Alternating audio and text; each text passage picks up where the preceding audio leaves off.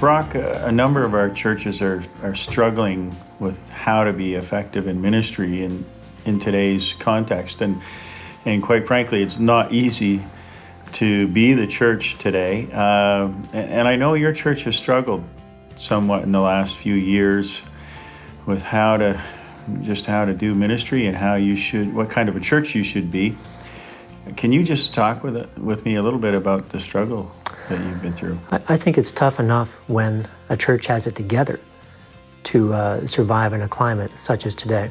But when a church doesn't have its act together, and over the past few years we have really struggled to get our act together, and at some points we haven't had it together at all and have still tried to maintain a ministry.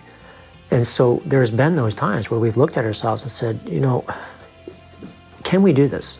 Should we do this? Do we have the desire to do this? So has there been a point, I know, as I said, I think some churches are wondering, do we have a future? Was there a point at which, as a church, you sat down together and talked and said, can we keep going on? Or this church has suffered a little bit of trauma over the years, particularly the last 7 years. So there was a point, I think it was about 6 years ago, that they sat around the table, and just off to the side there was a 5-year-old girl who was being babysat by her grandmother. And as the grandmother sat around the table with the leadership of the church, the pastor at the time said, "Do you think that this church can survive the next 5 years?" And of course they all said yes. And they said, "Look at the age of this church. Do you realize how old you are? In 5 years, 10 years, that 5-year-old girl may be the only one here. And if that's your hope, that she will continue this work, your hope is not based on logic here. We need to do something. Do you have the desire to do what it's going to take to make this work?"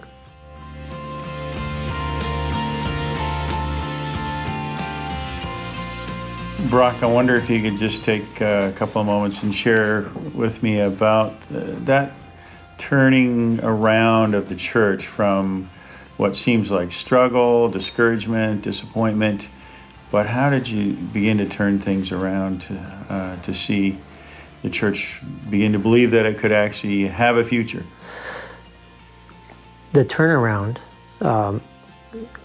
did not mean that everything was happy at this point. There was still discouragement, there's still struggle, there's still all that, but the turning point was when we really got serious about the decision that this is something we have to do, and if we don't, we'll die. So we started asking other churches. And once we asked the other churches what to do, we started doing some of those things, and then we started praying again. Lord, is this what you want us to do? Can we do this? Is this viable for us to do? And we realized very quickly we can do this. But we kept asking questions. We went to the convention and said, what can we do? Where's the support there? And we realized that the mission board had a grant to see if this is feasible. So we got an engineer, and the mission board paid for all of the fees there. And we realized before spending any of the money and risking any of our own money at this point, that this is viable. We can do this. And then we got excited because we realized we can get this turned around. So that's where some of the decisions started right then and there, when we realized other churches have done it, the convention is behind us, we have their support, and we can do this too.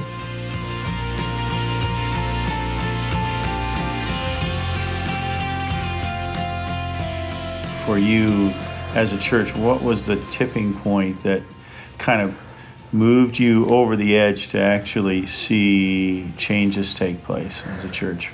There's several times where we pushed and thought, okay, it's gonna go now. This is really going to be the point of our turnaround, but it wasn't. But we kept pushing, and perseverance to keep making those decisions, keep going back to the Lord and asking, Lord, are we on the right track here? And the major decisions, we paused and we prayed and we fasted and said, okay, Lord, with that, we're gonna continue going forward. So some of the major decisions were, let's move out of the old building, let's decommission it, let's get to a new building. And the major decision was, let's do this. Let's find a way to get this done. Let's build a new building, which was the ultimate risk for such a small church.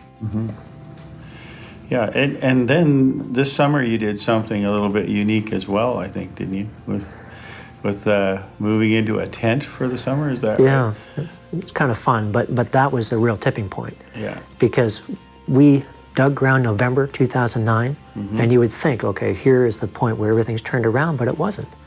It was just 2 months after digging ground that we found ourselves at one of our lowest points as a church.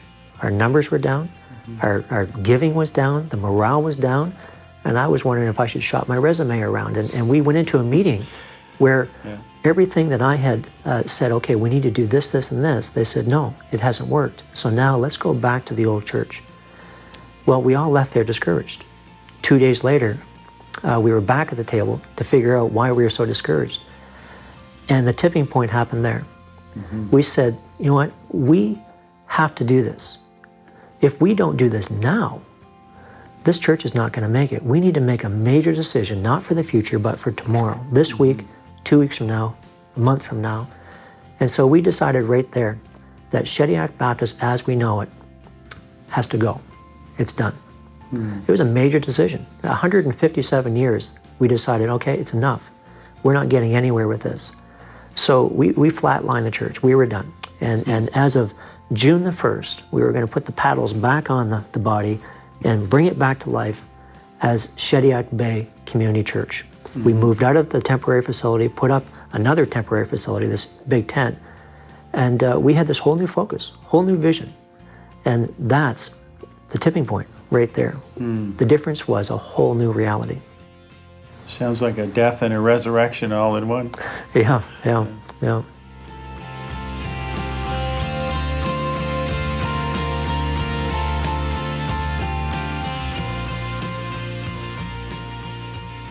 Brock, you've been in Shediac now about 4.5 years, I think.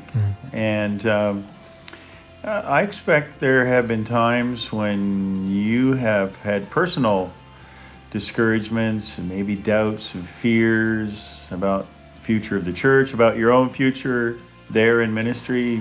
Did you want to say anything about that at all? Well, it's not been easy, for sure. And the church has struggled to find its way. And so have I. It's been one of those journeys for me that I've had to do a lot of soul searching. There's been days where I thought, I don't think this is going to work.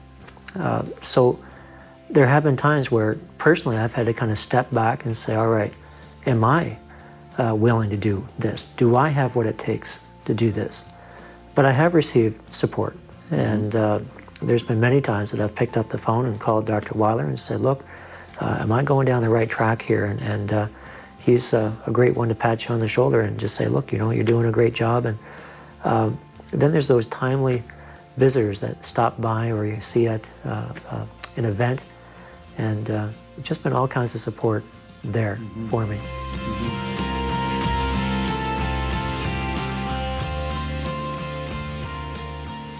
If we've ever had any doubts, they fade when we share our story. We sat recently, I guess it's been a year since I've sat in your office, and we shared our story, and just time and time again, people just affirm that we're on the right track. But there was a time when we thought, you know what, to make this happen, we're going to have to find our own funding. We're going to have to find our own way.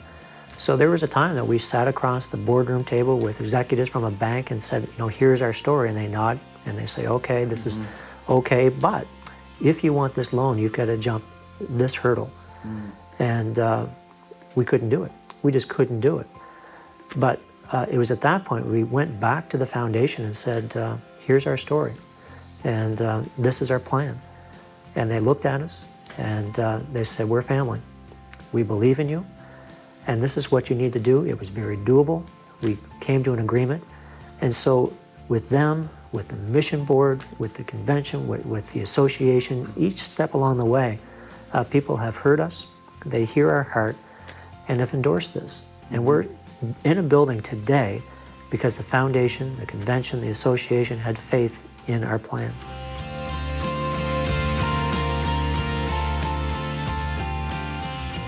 Brock, it sounds like a lot of change has happened in Shediac Bay.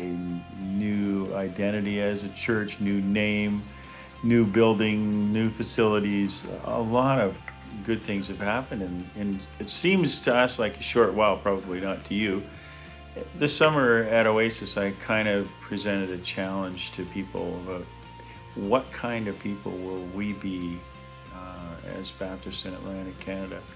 And it seems like you folks have really responded to that. Can you just talk to me a little bit about what has the response been? What's the response of the people?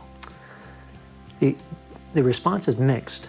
For our town, they've responded in a very positive way. When I came here 4.5 years ago, people would ask me, what do I do? And I'd say, well, I'm the pastor of the Baptist Church in Shediac. And their response was, there's a Baptist church in Shediac?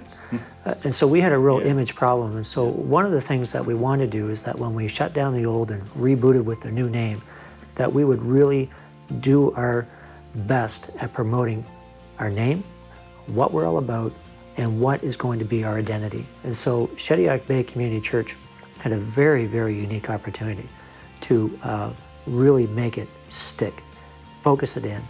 And so we have a very simple slogan this year, and that is we just want to love, and we want to laugh, and we want to learn in Christ. And so we're doing that right now. Just keep it that simple. But most of all, when they do come, and when they come and find the love and feel that love, and when they come and they laugh and just have joy in the Lord, and when they learn, we want them to learn about the hope. So the word hope has been our focus. Our overall goal was this, that we would not be defined by our limitations of a small building, of not many resources or not enough programs. We wouldn't be defined by that, but we would be defined by God's expectations for us. That was our goal. So you mentioned the community's response. Your own people, I mean, there's a lot of change that's happened. How has the church responded to? I mean, you've been on a journey, and things are different than they were even a year ago. Well, when you go back to the original decision, which was, if we don't do something now, we will die. That was the original decision. And so when it came to how are we going to change, how are we going to look, those were actually minor decisions. So the name change was something that we processed for only 2 weeks before we realized it's got to be this. It's got to be a new identity. It's got to be a new direction. So the response of our own people has been, this is what we had to do. And that's it. The response of the town is a little bit of confusion. Well, who are you identified with? And so we have on everything, on our website, on our bulletins, that we are a proud member of the Convention of Atlantic Baptist Churches.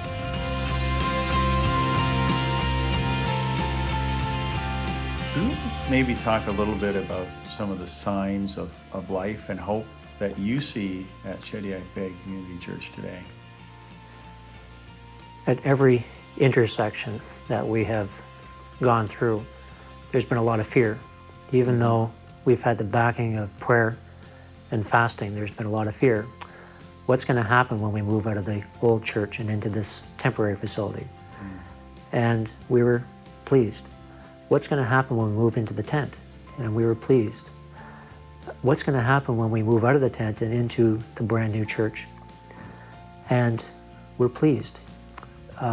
We know that the Lord is in this. There's a rise in excitement. Anticipation is high. But we're still saying, okay, what's going to happen next? But it's just incredible how people are responding. The community is coming out. We're seeing new people every single week. We just had 4 baptisms just last week, and so we're seeing signs of hope, which, again, it's confirmation that, the Lord is with us, and we're okay. Well, I really appreciate you taking the time to share with me today, and certainly a wonderful story of what God is doing both in your community and in the church. So thanks a lot, Brock.